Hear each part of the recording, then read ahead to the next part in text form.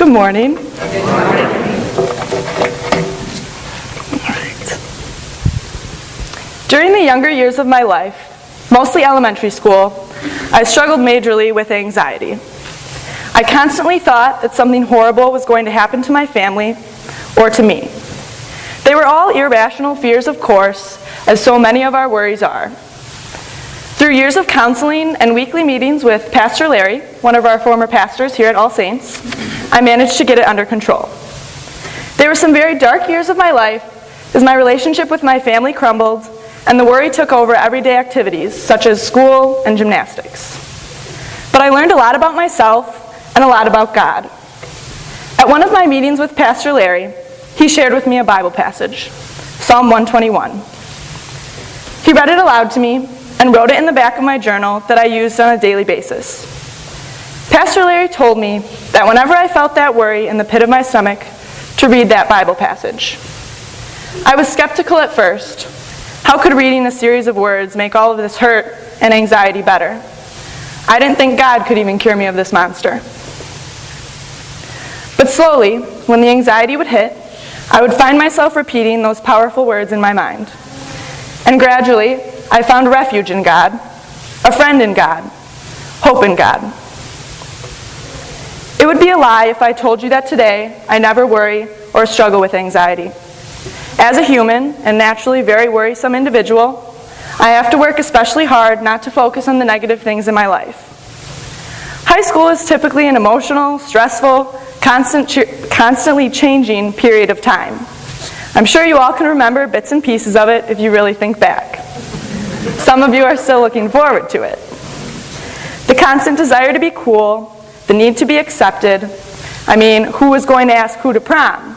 Plus, you just failed that algebra test, so the world's probably going to end, right? Looking back at my high school years, I immediately think of several difficult experiences.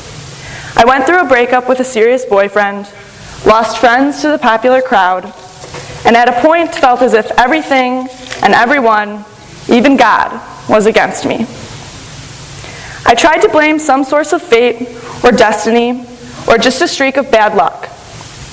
I thought that I would be happy if these things didn't happen, if I could fix them or turn them around. If I could be in a happy relationship with the football star, if I could go out and party every weekend with the in crowd. So I tried to get those things back. I went searching for popularity and attention, any sort of what I thought at the time was love.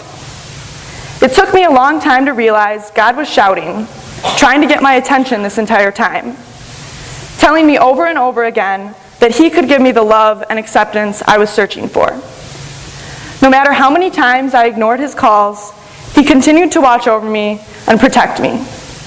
He will not let my foot slip. He will not let me stumble.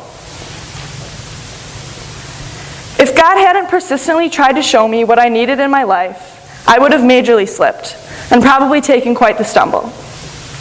So I understand high school is long gone for many of you, and now it is for me too.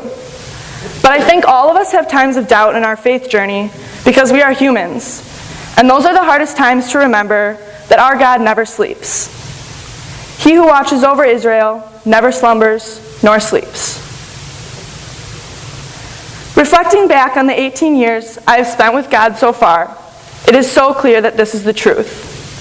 Every struggle, every trial, God is watching over you. Whether it's a breakup with a boyfriend or girlfriend, the death of a loved one, the loss of a job, the struggle to find yourself, God is with you. And our God knows what He is doing, no matter how often our human eyes are blind to it. I lift my eyes to the mountains. Where does my help come from?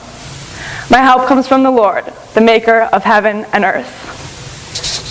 Amen.